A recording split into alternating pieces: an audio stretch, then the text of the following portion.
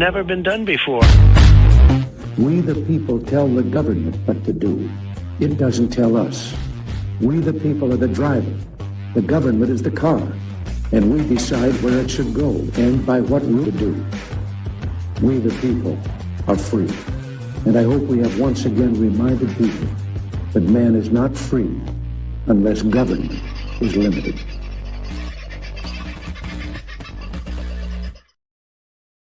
Well, g'day, folks. How are you? And yes, we've managed to get the computer going, even if I'm sitting here blowing and fanning cold air upon it at every opportunity I possibly can.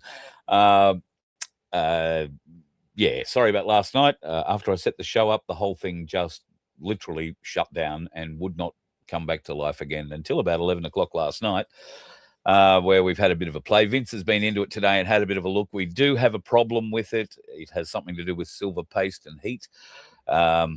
We will endeavour to try and fix that over the near future because God knows can't afford a new laptop.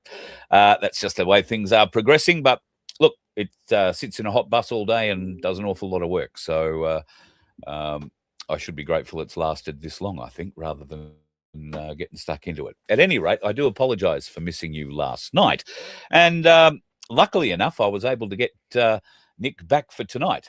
Thankfully, he's not out doing the things that these blokes tend to do in country towns, play basketball and tennis and all this sort of stuff while they're enjoying daylight savings, unlike us in Queensland. So please, from Billboard Battalion, welcome. Nick, how are you, mate? Yeah, good, Carl. Hi, viewers. How you going? You've been on the road with Wade for, well, as long as Wade's been on the road, mate. So you're used to understanding the trials and tribulations of computer issues on the road.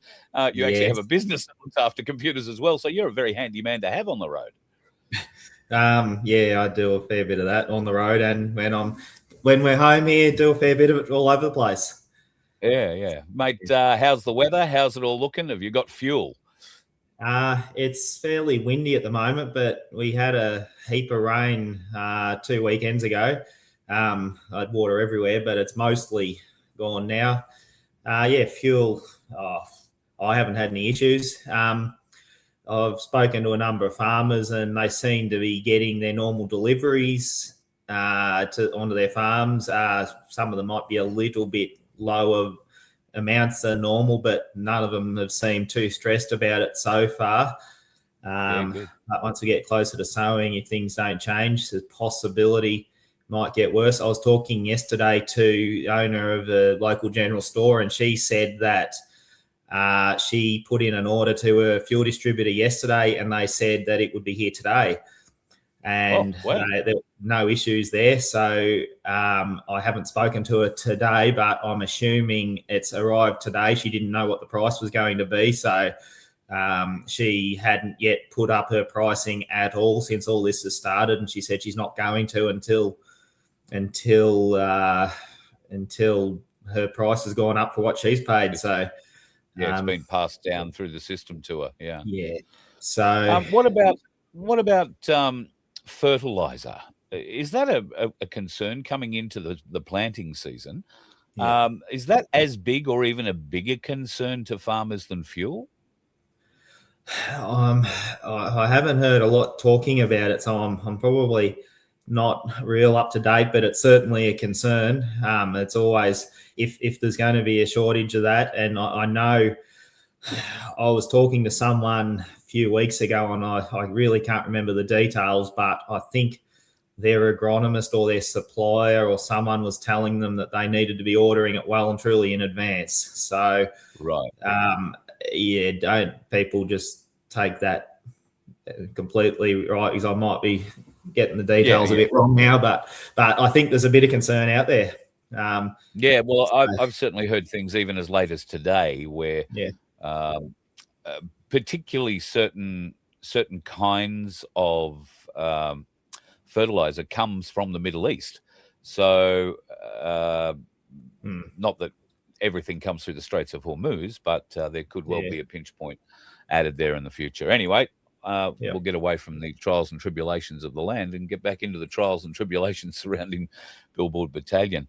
Now, just after Christmas, our great mate Wade had a bit of an issue, suffered a stroke, and has been in recovery ever since. So we have been talking about it most nights this week, and you and I have been talking behind the scenes, as have Belinda and I.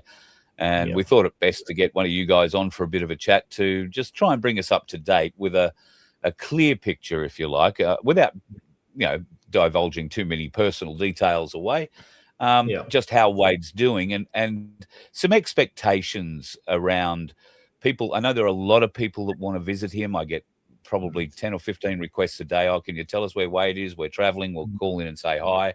And I'm knocking them back. So do you just want to explain why that sort of thing's happening at the moment?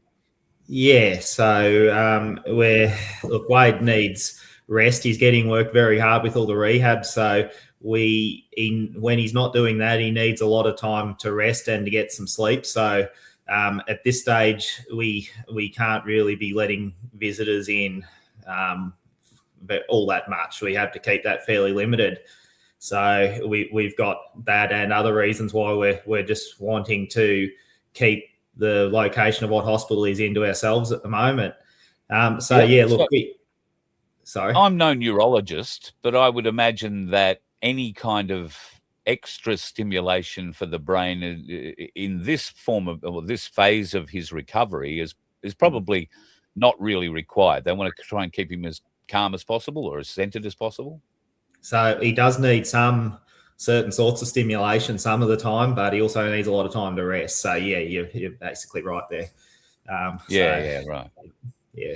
Well, he celebrated his birthday recently. He had a big smile on his face, and there were a few good friends gathered around, including you. So I think when people saw that, they thought, oh, he's really on the way to recovery. But there is a way to go, isn't there? Oh yeah, look, he's going well, but it's going to take a while. So unfortunately, it's just something people are just going to have to wait for. Unfortunately, we're all. I think he should make a fairly good recovery, but it's going to take a while. So I'm not sure how long it's going to be. It could be a few months, or it could be quite a bit longer than that. We'll just see. But yeah, we're quite happy with how he's going at this stage. We did have some issues earlier on with things that were going on in the hospital, but he's now in the rehab ward, and they've just been terrific in there. The nurses, the therapists, the OTs, all the other people he's seeing, they're all lovely. They're getting on great with him. He gives them a fair bit of stick, and they give him a lot back. They give as good as they get from him. So there's a lot of laughing and joking and stuff going on. I think he's pretty popular in there. Really, there was one time a few weeks ago where they actually, because his rehab's only on weekdays, and they asked him to take part in a thing where they were training some of the new, I can't remember the details exactly, but some of the therapists or whatever, they asked him to be part of that. So he got an extra day of rehab out of that. So the hospital is doing a pretty good job. We're fairly happy with everything there. So we did have some issues. We should explain. I may have overstated things a little bit in my exuberance the other night when I started rallying and trying to get neurologists and all that kind of thing.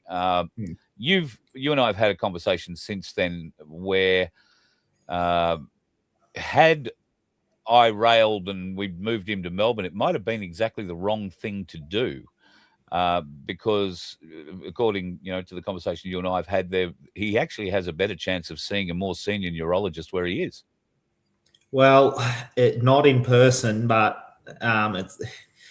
it's hard to know exactly. But I believe he's seeing a fairly senior neurologist by video conference, whereas not sure what would happen down in Melbourne.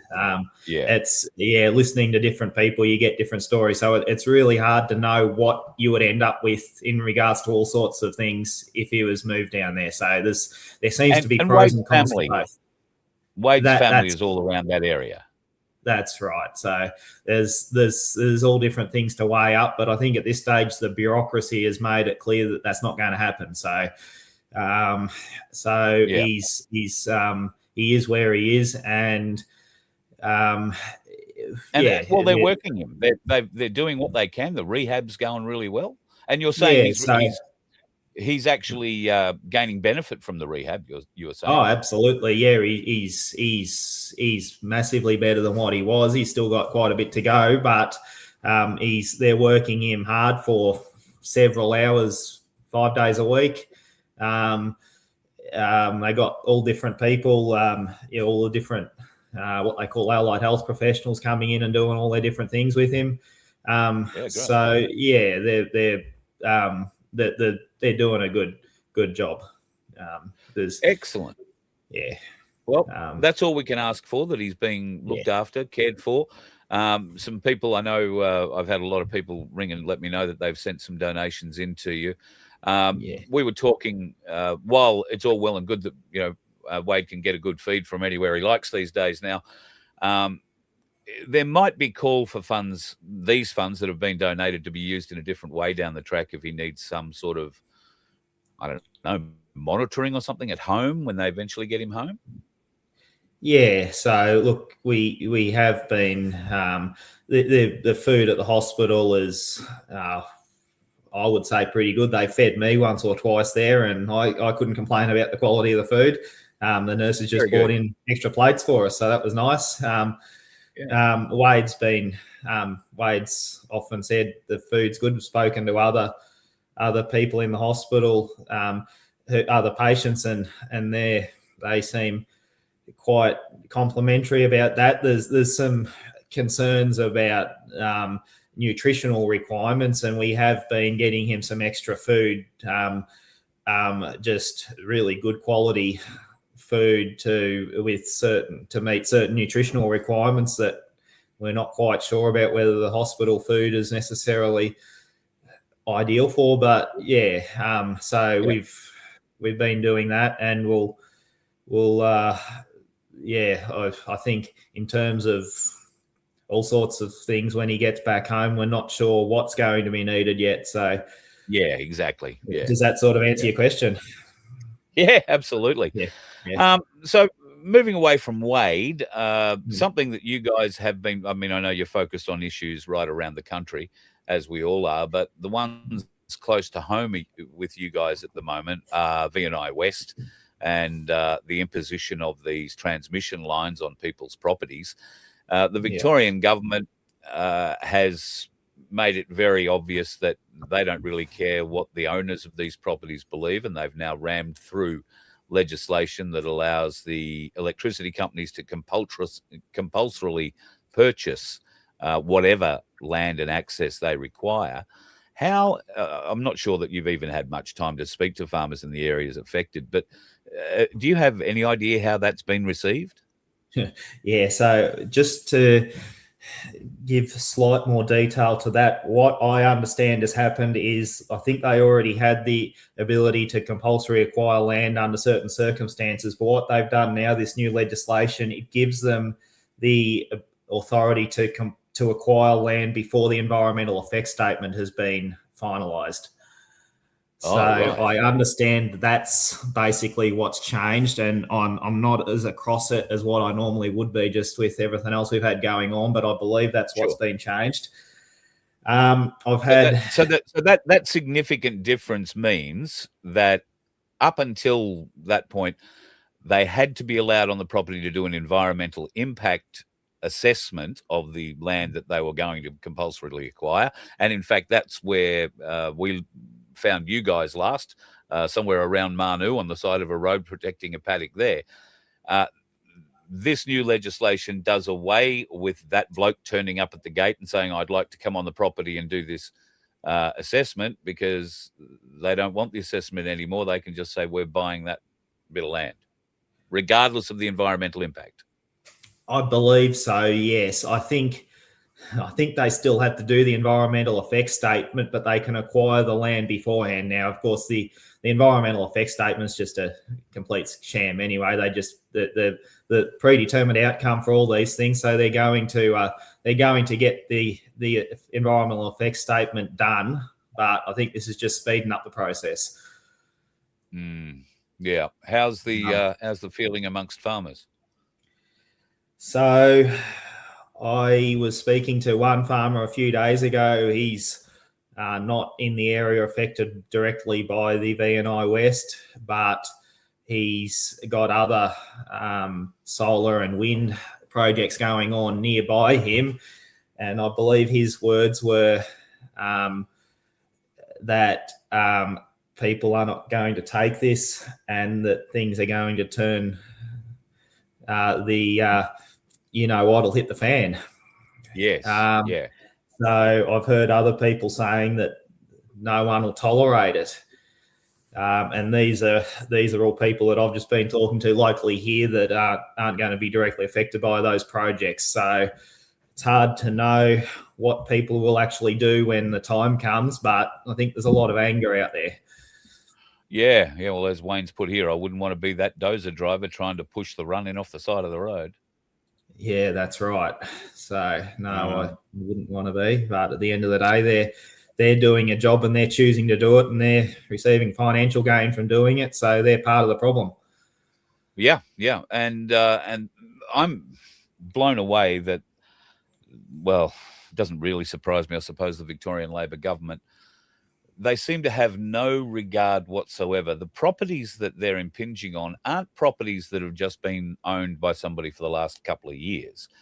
We are talking properties that have been owned by the same family for generations, that was settled by the great-great-great-grandfather of the person who's sitting on it right now.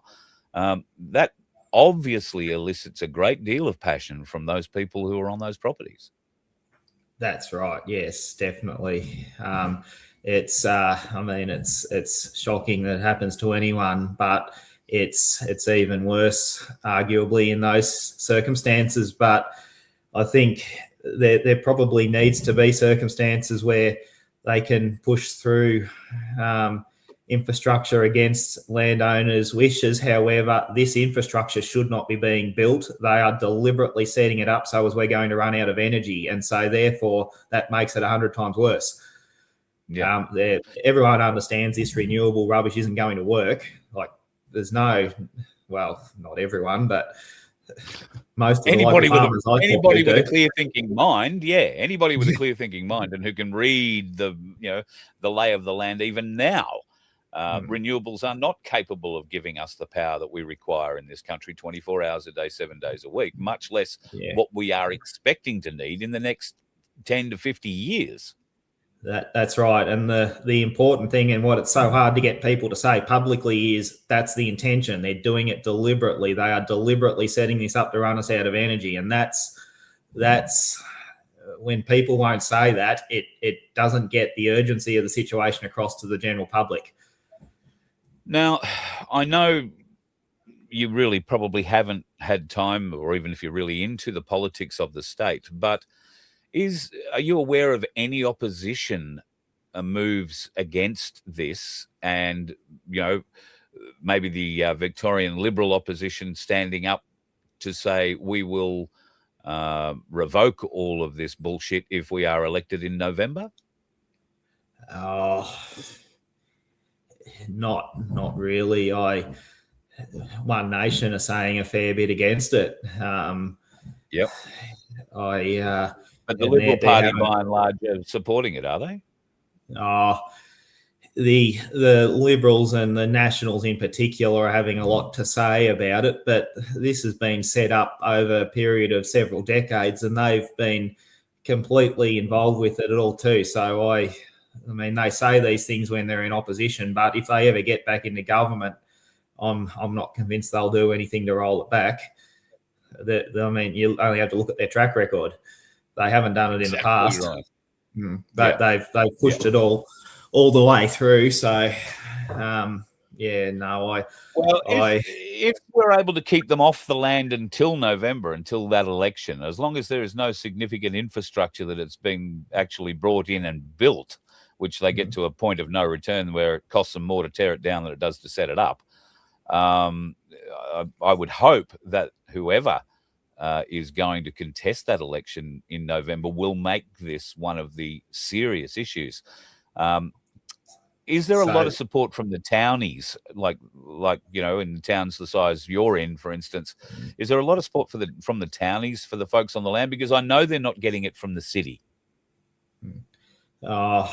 well, you go into some of the nearby towns a bit, I mean, where the action is, where it's happening, and there's a lot of signs up against it. There's places like over at Birchip, for instance, where it's just completely ripped the whole community apart. You got people getting literally run off roads, and that people are fighting something shocking. It's terrible. And we certainly don't want that happening. I can see little bits and pieces starting to go on around here, which is a concern. That's the last thing we want, but nothing like that. But and then these people are just experts at this kind of making this kind of division happen. So look, there's one of the bigger country towns around here. There's a number of signs when you go in. You're talking to the people in the shops and that. I find most people they have at least a basic idea that there's something wrong with it all, and they're not in favour of it. So I think and I think there is support there. I don't know what that's going to translate to into action, but I think also, like, we've done a lot of stuff in the city, particularly in Melbourne, and we've had a terrific response from the city people when they actually understand what's going on, when it's communicated to them properly. So I think there's a lot of city people that, like, when late last year, or I don't know when it was, October, November, December, we were doing a lot of stuff with this, and we had people from Melbourne and elsewhere, Canberra even, wanting to come down to support the local farmers around here when they were blockading their farms. So I think there's support coming in from the city as well. Yeah, I wonder if that can translate at the voter box, which is sort of where I was going with that. If we can get the townies in the regional areas, clearly Melbourne being the largest population centre in Victoria, with close to 5 million people, and probably 3 of those are able to vote. We really need to unite regional Victoria behind a party that will essentially support regional Victoria. Yeah, well, I don't have a lot of faith in the polls, but One Nation seem to be getting big numbers. I know around here, everyone I talk to, people are always saying they're going to be voting for One Nation. So that's a promising change. So what's going to happen in Farah in the next couple of weeks then, with the by-election up the road from you around Albury and sort of across to New South Wales there? That's going to be pretty significant for Victoria as well, isn't it? It is, yeah, definitely. It's going to be interesting. Look, I'm a few hours from there, so I don't know, apart from people in the freedom movement, I don't know too many people up there. So I can't give you an on the ground report of what people are saying up there, just the general community. But I would assume it'll be similar to what's going on here. And I think everyone's just had a gutful of all the major parties. Yep, that's the way we're feeling, I think, in most of the circles that I'm moving in Queensland and New South Wales.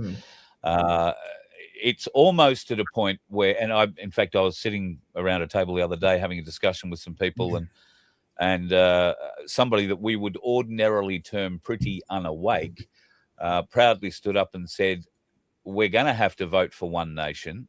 They can't do any worse than what's happened to us with successive Liberal and Labor governments. And I guess there is an element of truth to that. I think things can always get worse. But what harm would we do to let One Nation have a go for 4 years? We've seen what harm Labor can do in 4 years, and then we give them more. I don't know how that works. But I suggest that One Nation are filling their ranks with quality members, and from those quality members there are extremely capable, extremely experienced candidates standing up. I don't know how much you know about particularly the Labor politicians that stand up in the regional areas. You know if any of them actually have ever run a business, or have they all just worked for government somewhere? It seems to be the way it is. Yeah, I'm not aware of any that have. I'm not saying there isn't any, but I'm not aware of them. Certainly certainly One Nation do have a lot of quality people, and we've been lucky enough to meet a lot of them. I at least with One Nation, they seem to be well intentioned, which is a lot better than what can be said for a lot of them from the major parties. So just on that point, I was fortunate to spend a week in Canberra with you and Wade last November, and my recollection of that is that you guys got a lot of access behind the scenes. You were able to get in and talk to the politicians and have those sorts of conversations. Do you like what I'm getting at is you've seen the machinations behind the public face of Parliament. Now, if let's say One Nation can get a number of and a big number of new faces into that place, how do you feel that their positivity, their experience, their willingness to do great things for this nation is going to be tempered by the bureaucrats that you see in that place essentially running it? Well, I haven't had a great deal to do with the bureaucrats. I guess the closest you could say to that is the advisors in the politicians' offices, and the ones we've been dealing with in the One Nation offices have all been terrific, and they seem to be really switched on and keen to do the right thing by the country. We've dealt with a number in particularly the coalition parties, and I've found generally they seem to be fairly decent sorts of people too. These advisors that we've been dealing with, and there's only been not that many of them. Certainly talking to the staffers in the politicians' offices on the phone and by email, for Liberal, Labor, Nationals and Greens, it's very, very difficult to get through to the politicians in most cases, and I think that's by design. Getting to them is extremely difficult. When you're walking around the corridors in Parliament House, you just run into them, so that bypasses that problem. If they're brave enough to come out of their offices that day. No, I guess you guys stand out in your shirts too, because you're about the brightest thing in that place when you're walking around. So well, we've got our shirts. They're all different colours and they stick out everywhere we go, including in Parliament House. And red, green, and pink. So I think might have been a bit of good design went into the multiple colours. Absolutely. My concern has always been that regardless of the quality and range of great people that we might be able to get elected, be that independently or with a party, I think they're going to be hamstrung by the bureaucracy that actually is the grease in the system. And it's only grease when it wants to be. It's usually sand, something that grinds the system to a halt or at least slows it down.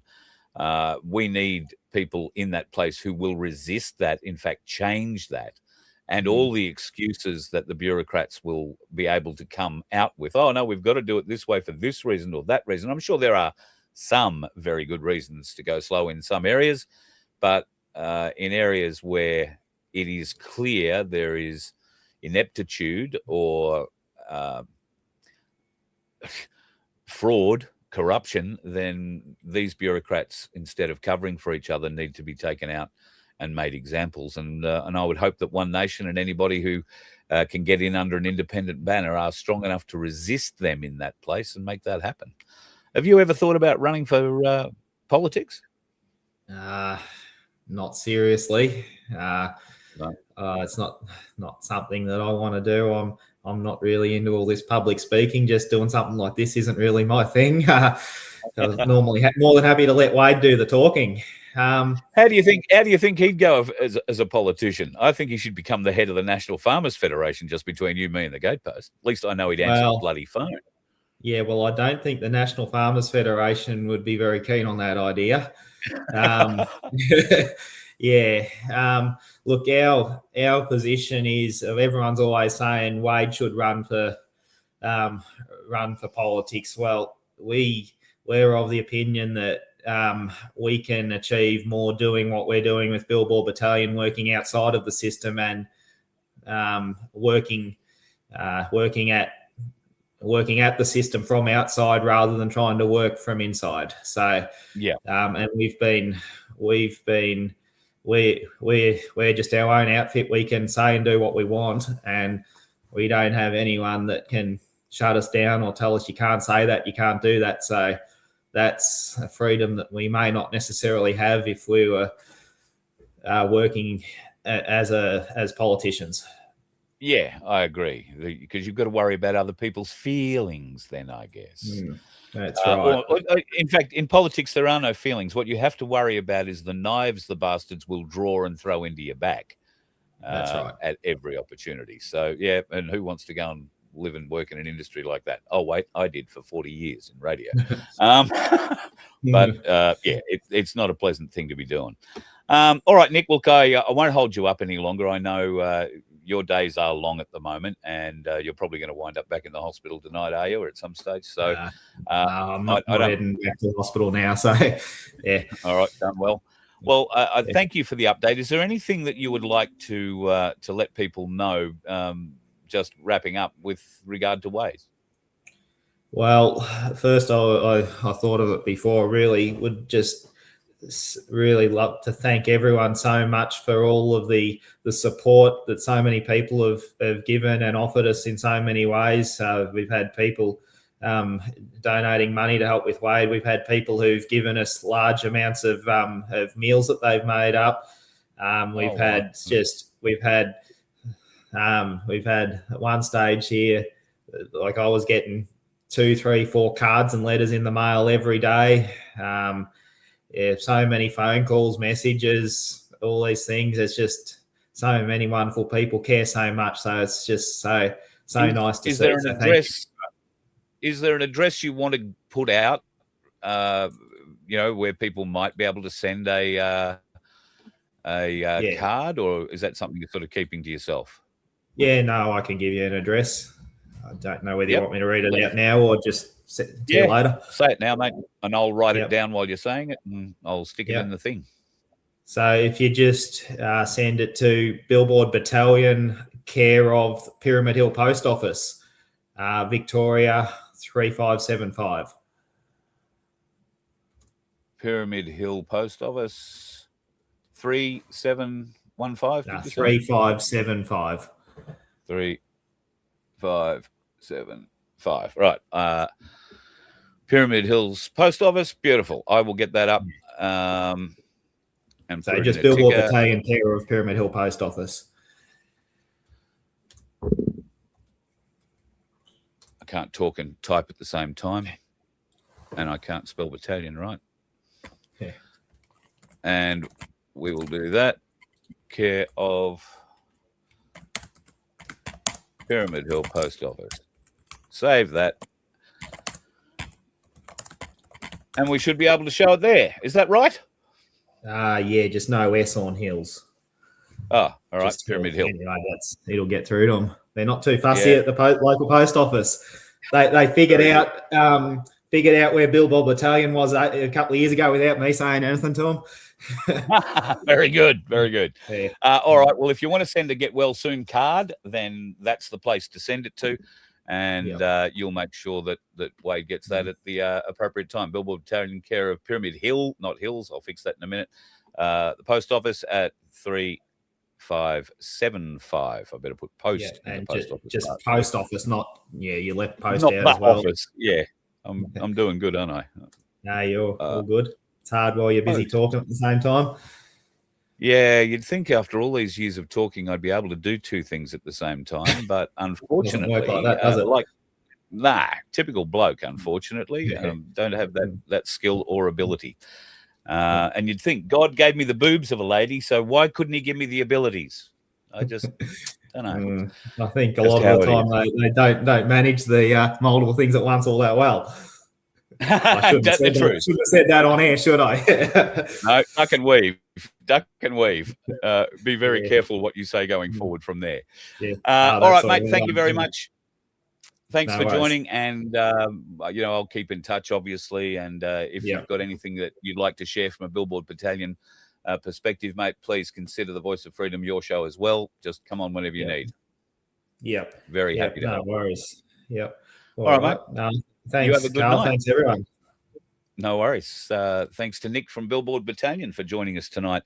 And great to hear that Wade is getting the rehab that he needs and getting some good nutritious foods through too. And of course, if you want to send a card to cheer him up a bit, then we would obviously recommend you do that.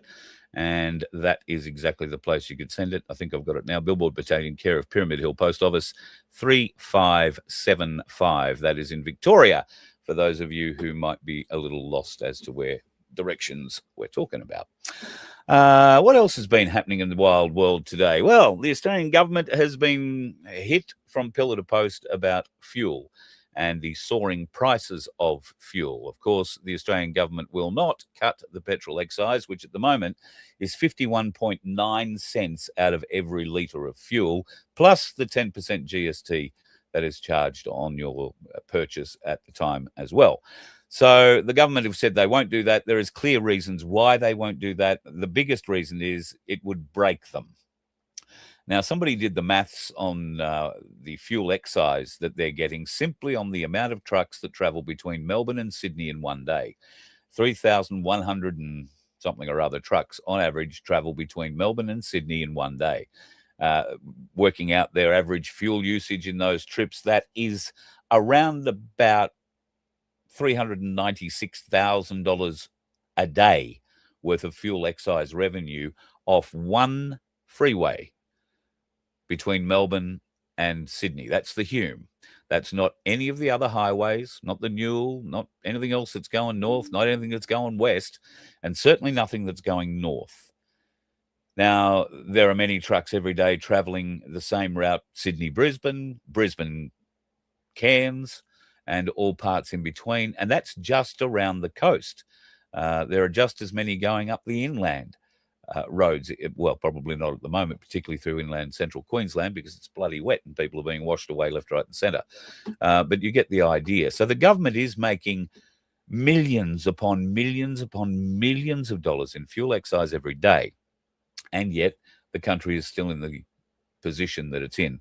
The financial mismanagement that successive Labor governments have employed to put this country in the position that it is the reason we are now struggling.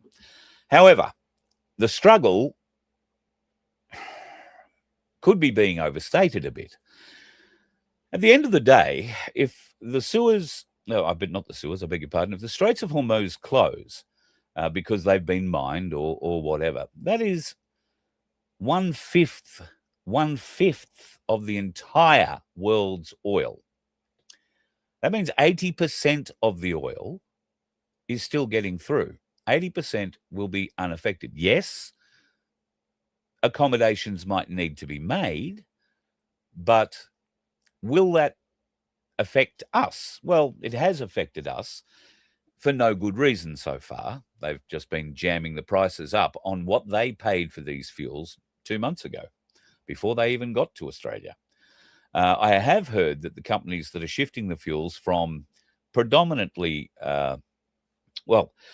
bearing in mind that Australia gets most of its fuel from Singapore and South Korea, Malaysia, Thailand.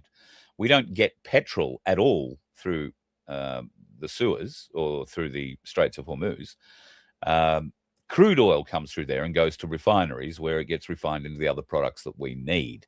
So our, if you like, supply lines are unaffected at this point unless those big refineries that we deal through in the aforementioned countries cannot get their supply through.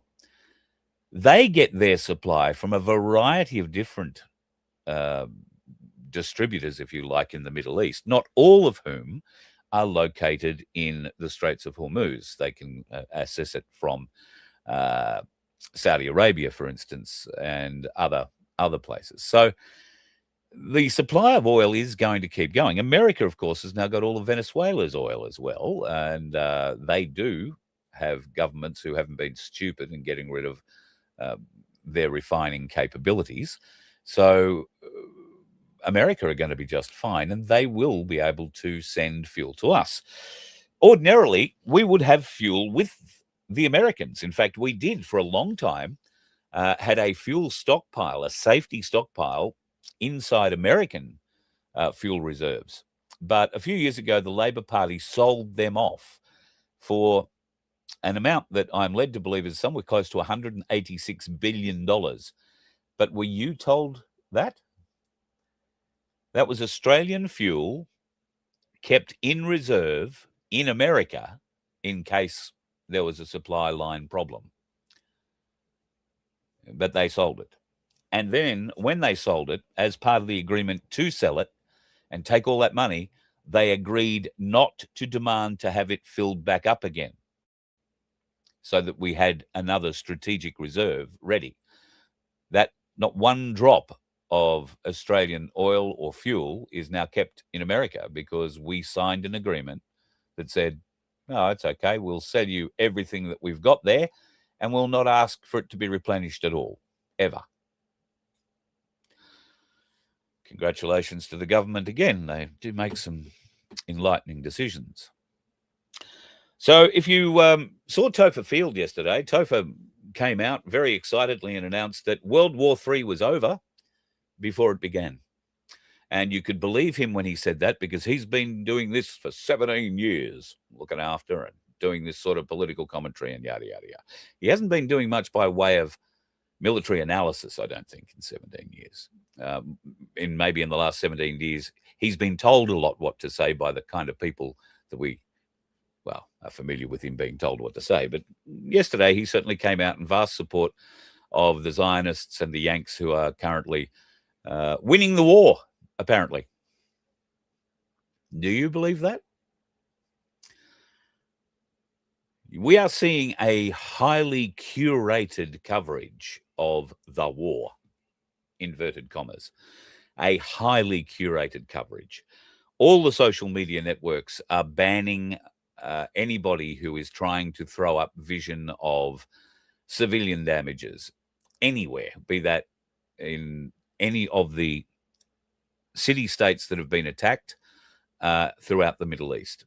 Nobody in Iran is able to upload anything, we're led to believe, unless it comes through some form of Russian satellite or Wi-Fi system, and most of that is inoperative, we're led to believe, through Iran at the moment. But we're only led to believe that because the Americans or Bibi's Zionist mates have told us that. The idea that Topher was saying yesterday that World War III has been averted, and put off essentially forever is a very short-sighted view, and his analysis of why that would be the case is extremely short-sighted. His understanding clearly came from the Americans and the Zionists saying how good we are and how many things we're killing. But those exact same organizations are not allowing their own losses to come out. One of the big statements yesterday was that there is oil moving through the Straits of Hormuz, albeit, not huge amounts of traffic of ships, but there are ships transiting it. And then last night, that happened. That is what's left of two ships that were supposedly attacked by Iranian, well, they said gunboats or boats, small boats packed with explosives. America killed, according to them, all the small boats able to do that kind of attack in the first couple of days of the war. The minesweepers the mine layers that were going to be used by Iran yesterday, day before, to lay mines throughout the Straits. And we're hearing there might be a dozen mines in the Straits of Hormuz. But the 17 mine layers are now at the bottom of the Gulf. They won't be laying anything. Is that all the mine laying capability they have? Who knows? Iran's been building boats and all sorts of stuff for a long time. My bigger concern would be, do America, do Israel, do the United Kingdom, do the French have mine sweeping capabilities anymore? Australia doesn't. I think we got rid of our last mine sweepers about a decade ago.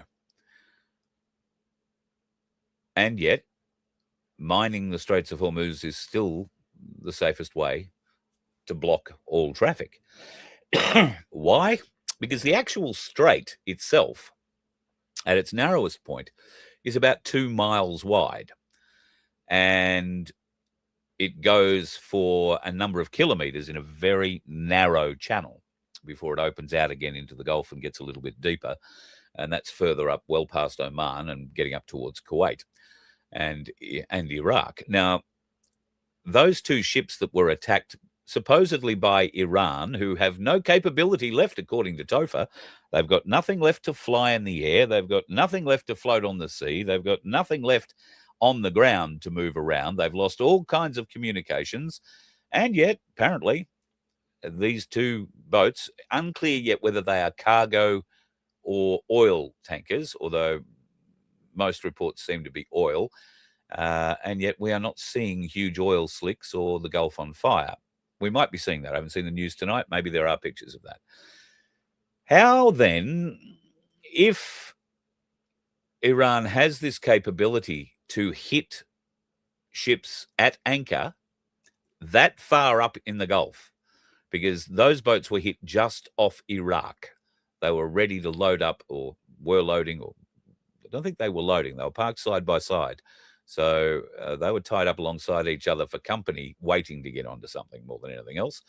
And they were a clear target. Now, there has been another suggestion that it was some sort of submerged Iranian weapon that crept up on these boats, got underneath them, and blew them up. I've seen the video. I didn't capture it. I was still having computer issues, but I've seen the video of the actual strike, and it's certainly interesting the way where the explosion comes from. The explosion sort of appears to come from between the 2 ships, really, and I didn't see a missile strike or anything with it, so maybe it was a small boat. But if it is a submersible of some kind, that poses all sorts of problems for the Americans and the Zionists in the fight above, because they've got nothing they can put into the Straits of Hormuz or into the Gulf that will stop something like that. Now, while there will be submarines, and we know there's certainly a submarine floating around there somewhere because it blew the arse out of an Iranian ship off Sri Lanka a week ago, getting through the Straits of Hormuz in a submarine is not viable, not without being seen. And then you're going to be trapped in a submarine in a Gulf with one way in and one way out. Why would you want your submarine in there? Well, if you've got a submersible or multiple submersibles, these things are one-way travelers, obviously, then you're going to want to be able to track them underwater. You want to be able to blow them up. You don't necessarily want to be able to send one of your warships through there because, once again, it's 2 miles wide and very close to Iran. You would be eating missiles from Iran all day, even though Topher says they don't have any left. If they didn't have any left, trust me, there'd be American boats escorting tanker after tanker after tanker in and out of those straits. Clearly, the intel that he was working off was lacking somewhere.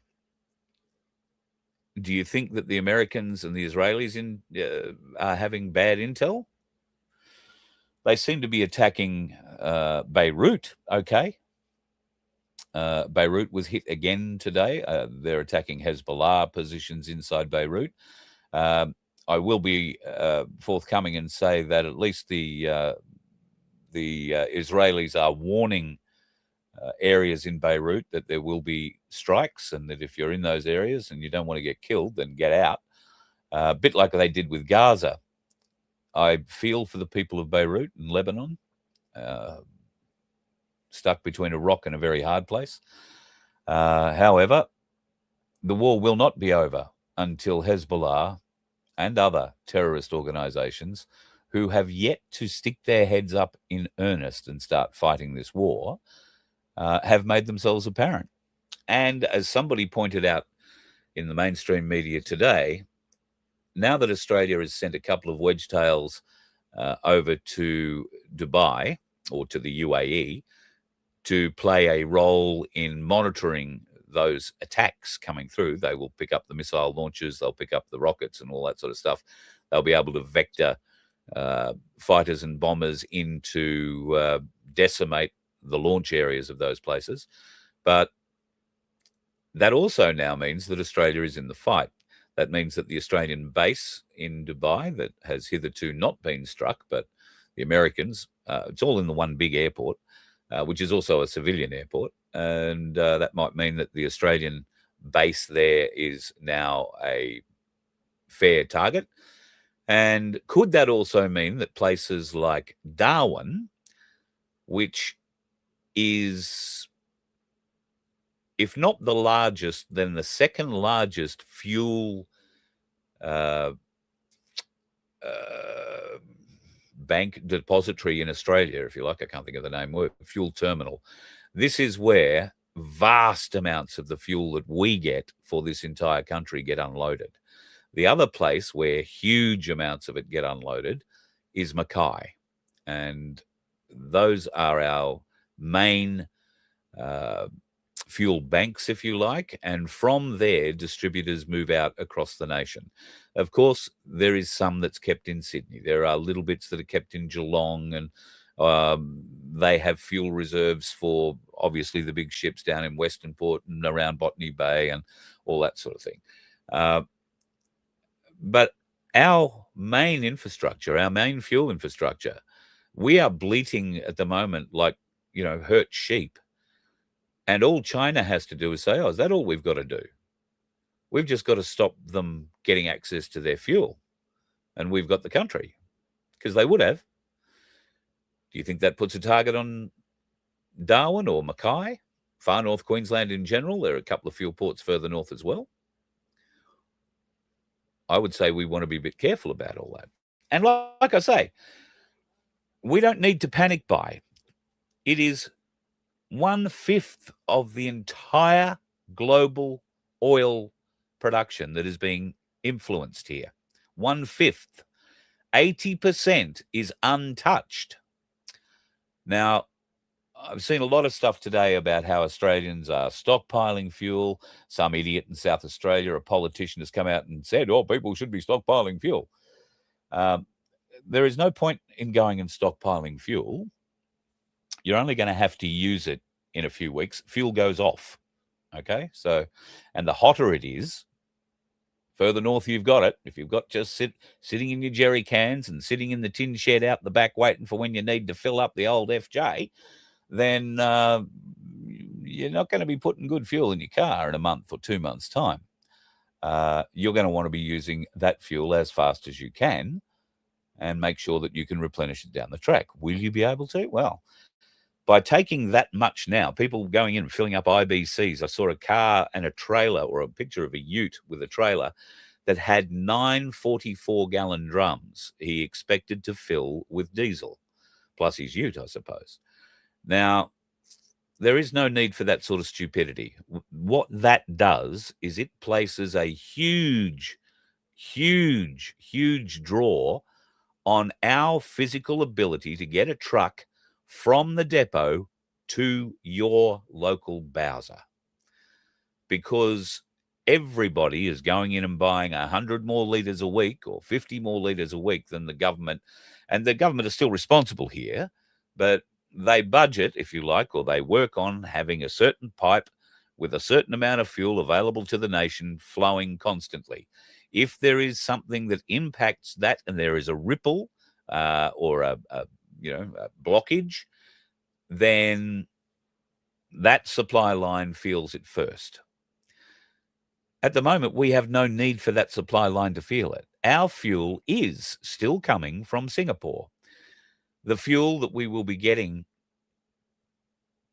next month and the month after that, that's the fuel that will be impacted by the current price rises and whatnot that are happening out of the Middle East. Not now.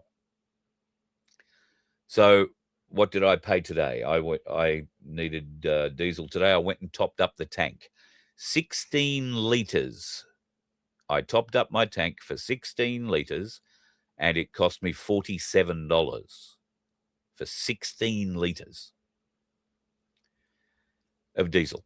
Just friggin' ridiculous.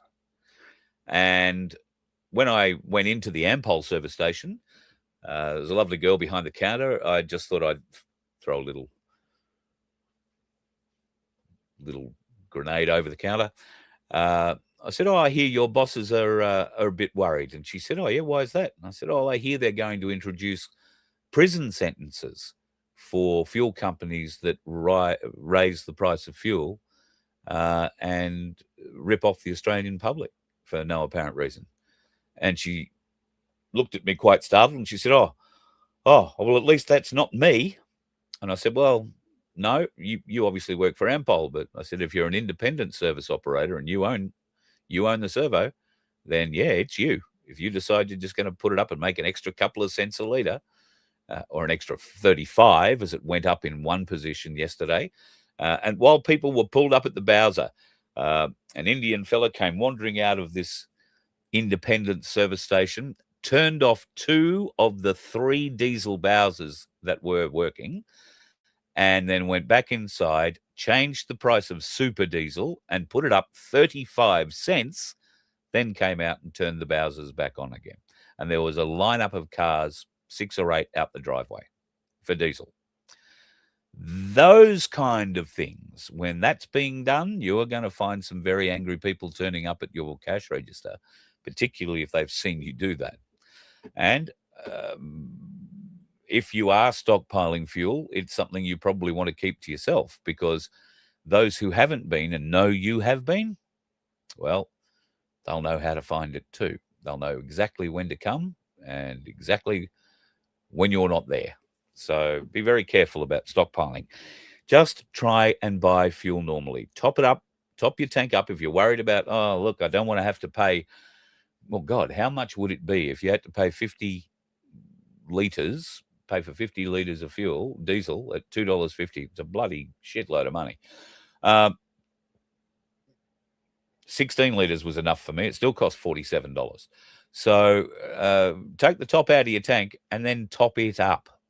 That will do a few things. It'll give you peace of mind that should you need fuel for whatever reason, if it does become apparent that there is a shortage, you will have at least a week's worth of fuel in your car for your normal driving. Do you normally put a tank full of fuel in your car a week, or is it a tank a fortnight, or is it a tank a month? How much driving do you normally do? And if we are having this sort of problem with fuel, you won't be doing a lot of driving. The trips interstate to go and see family and friends will all of a sudden become extremely expensive from a fueling perspective. And then, of course, there's the cost of food and accommodation on the road. Accommodation will go up. Food and everything else will go up, obviously, given the nature of the way this country moves things around. It requires diesel. So my advice would be top up a little bit. You know, when you take the top out of your tank, when the needle starts to drop down, go and fill it up then. It won't be as hard on your pocket, and you will still have a week or 2 weeks or 3 weeks of fuel for whatever your normal driving period would be, ready to go. And who knows, in a week, 2 or 3, it might be all different and changed again, because, you know, Topher might come out and say, oh, Iran's won the war, there won't be a World War III. Because given what Donald Trump is currently saying to Israel and their associated friends, sorry, I beg your pardon, saying to Iran, please ceasefire. We want a ceasefire. We want to do the ceasefire thing. We don't want to pound you anymore. And what are Iran saying? They're not saying that to America as such. They are saying there will be no peace until there is no Israel. That may have been moderated somewhat because the new leader, the son of the old Ayatollah, has been injured and is in hospital, probably waiting for a missile to come through his roof in the very near future and get rid of him because he wasn't a great fan. So there is a president of Iran who has come out with a statement today. His name is Masoud, and he's outlined 3 conditions that he says must be met to end the current hostilities with the United States and Israel. And these are the only 3 things that will mean this can end. The first of those is recognizing Iran's legitimate rights. I imagine that's their sovereign rights, which at the moment are under severe threat. So recognizing Iran's sovereign legitimate rights is number 1 on the list. Then, because they were not the aggressors in this war, despite the propaganda that you will hear, I heard a bit today, where the Americans were being told, oh, Iran was about to launch a huge drone strike on California, would have decimated America. They were going to launch against California. Well, 2 things about that. First of all, it's California. We're all expecting to lose that anyway, aren't we? You know, and given the satanic people who tend to live there, is that a bad thing? No, that's awful. The second thing is, how were they planning on launching the drones? Probably from one of those aircraft carrier type ships that the Americans would have us believe they sank back in the Gulf a few days ago. That's why a lot of the drone attacks have decreased, because that World War II aircraft carrier size ship wasn't capable of launching them anymore because, well, aircraft don't launch very well when they're underwater. Do they have another one of those ships? And if America was so sure that a drone attack was going to be launched from the sea, because there's nothing else off the coast of California, what was going to launch it? Was it the boat that they blew up a week ago? And how was it going to get from where it was a week ago to off the coast of California to start firing its drones? It couldn't have done that. The timelines do not match up. I can't see how they could. So could there be some lies being told by somebody there? Well, there are only lies in war, aren't there? You can't believe the propagandists. You can't believe anything like that. So America, I think, are just about ready to say we've had enough for a variety of reasons. I don't think America has too many more missiles that they can use. I think they have depleted a huge amount of their weapon systems. And while I don't think will go terribly short, we are going to see older weapons come into play, less precise weapons come into play, less precise munitions, meaning more civilian casualties. But at this stage of the game, you don't have to worry about that because nobody's getting hurt. According to the US, there are only 8 deaths. My understanding is that in Bahrain alone, there were over 80 people killed when they took out the radome there. And in Qatar, a similar number were killed or injured.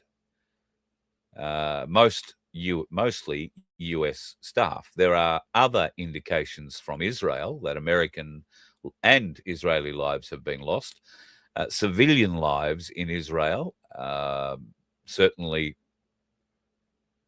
being lost. And have you seen downtown Tel Aviv recently? You seen any pictures during the day of what's left of the joint? No, but you did see the last time that social media was allowed to actually film out of Israel, you did see all those ballistic missiles raining down on the place freely, didn't you? Now, okay, hopefully a lot of those places were military bases and not civilian, but they did manage to kill a great deal of the Mossad leadership in one building in downtown Tel Aviv. They probably have targeted a number of buildings in downtown Tel Aviv because of their government and Zionist involvement. And there are civilians who've been caught in that. But are you hearing about it? No. Is Avi over there? No. Avi's here interviewing Iranians saying, oh, how bad life is in Iran. But he's not over there bringing factual reports back to Australians who might be concerned about friends and family in there. Are you going to tell me that he couldn't get to Israel if he wanted to? Sure he could. He's just going to ask you to pay for it. But he'd get there, and it's his opportunity to pick up the gun and go shooting again, except it's not really, is it? Because this time, the guys on the ground are not really close enough to go shooting the guys on the ground in Iran. They're going to need to get on a plane, jump out of it, parachute, get on the ground. It's a lot more dangerous, that kind of thing. Avi's been called up. They all have. Haven't seen him go back for it yet. Don't know what that says about him. Whether he's very smart or scared. Not quite sure. This is something we should all be watching closely over the next little while. OpenAI has ostensibly for a while been touted as the friend to the people with regards to the AI revolution. This one is more caring about the humans, if you like, supposedly. It doesn't seem to be that case anymore. The Pentagon has decided that they want to use it for mass surveillance of Americans, it says. But that's bullshit. The Americans can't keep their mass surveillance to themselves.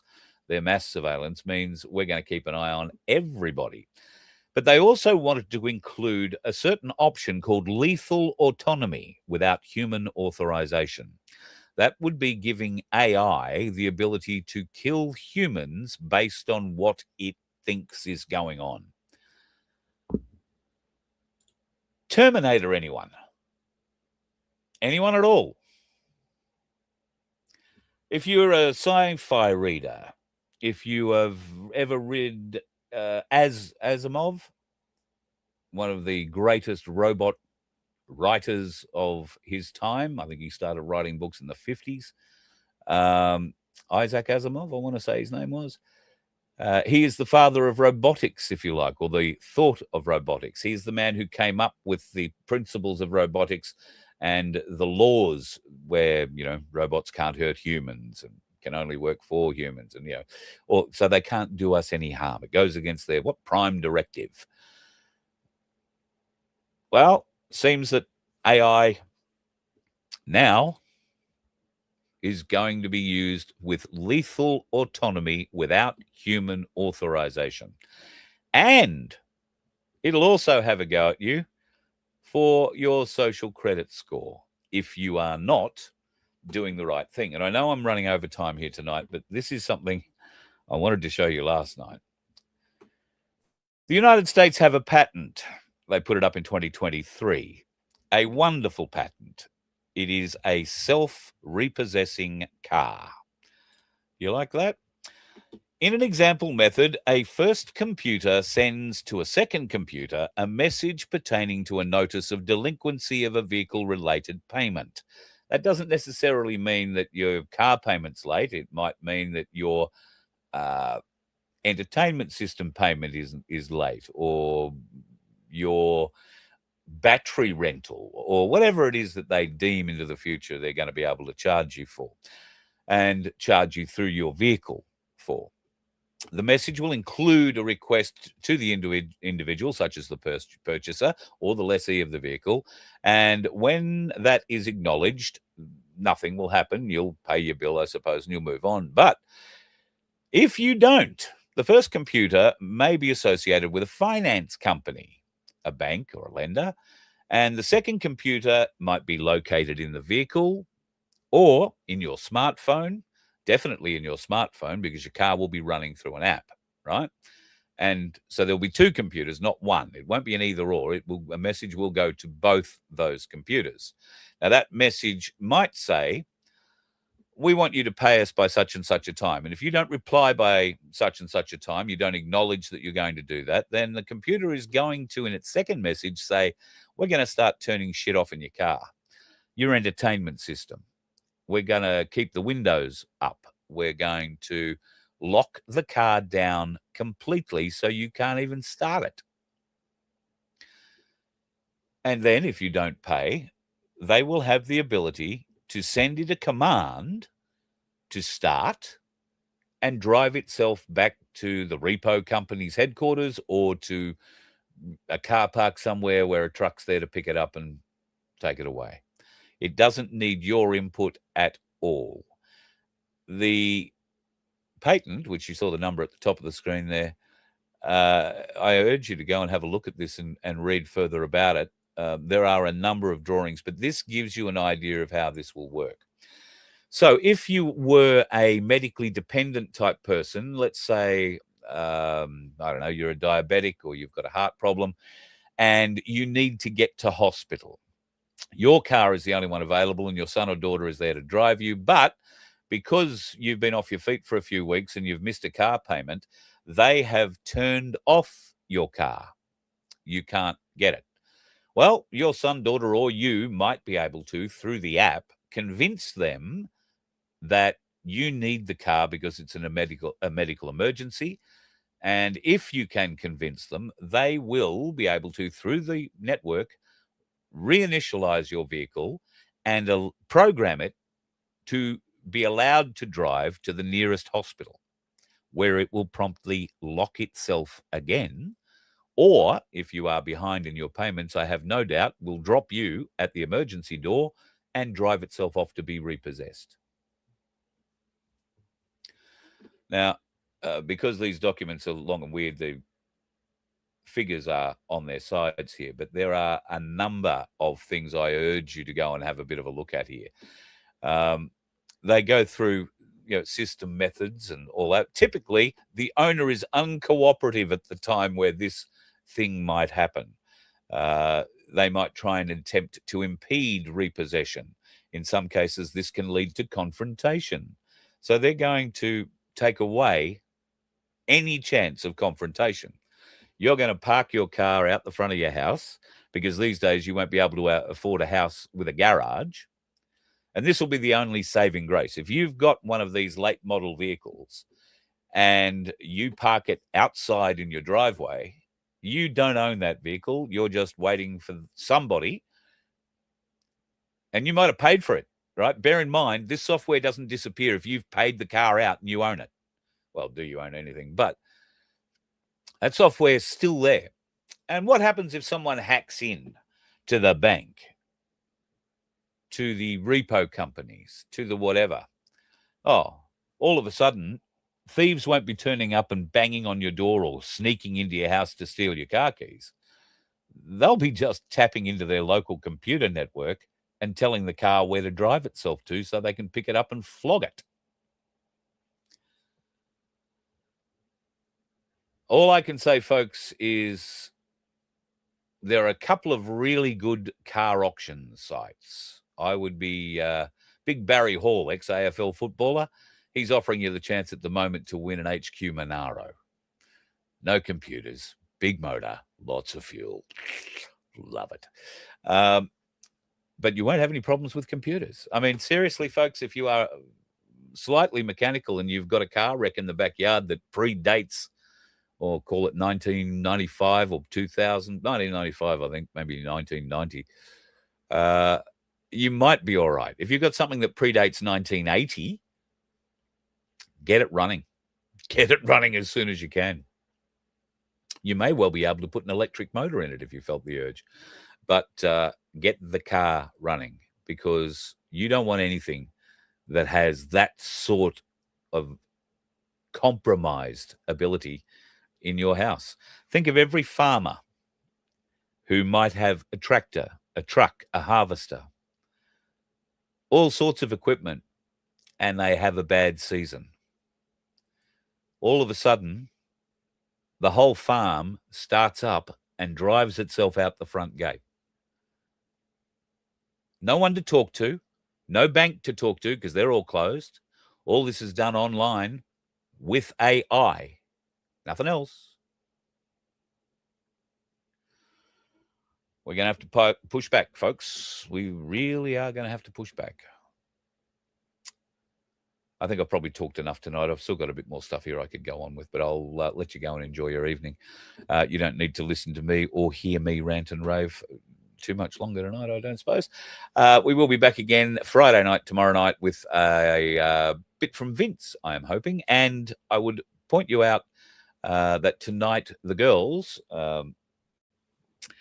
wonderful bunch, Real Talk Down Under, Becky O and the team from Truth Seekers have launched their first show tonight. It will be just about coming to an end over on the Rumble channel. If you want to sneak over and have a look at the ladies' first show, you can check it out at fbnmedia.online or the FBN Rumble site, I'm pretty sure, or YouTube site, FBN Media on YouTube. And if you can't find it there, then certainly Truth Seeker TV on Rumble. You'll be able to find it there too. But I'm pretty sure it's our first other show, if you like, up on FBN tonight as well. So thanks to the girls for getting together and putting it together. I haven't seen the show, so I'm going to get off here and go and check it out. Have yourself a great one. Look forward to seeing you tomorrow night. If you are on the roads, particularly in central Western Queensland, there is an awful lot of water. If it's flooded, forget it. I know sometimes trucks will drive through. Bear in mind that a truck has another half meter of height on you than you do. I watched an American couple yesterday drive through what must have been 3.5, 4 foot moving floodwaters following a truck, and they thought it was a great lark. That was in far north Queensland, where the crocodiles live in the water. Yeah, well, Americans, they like to go out in new and unique ways, don't they? Eaten alive on the Bruce Highway. All right, have yourself a good one. Be safe on the roads and watch those dickheads. You let one ant stand up to us, then they all might stand up. Those puny little ants outnumber us 100 to 1. And if they ever figure that out, there goes our way of life. It's not about food. It's about keeping those ants in line. That's why we're going back. Does anybody else want to stay? Let's rock!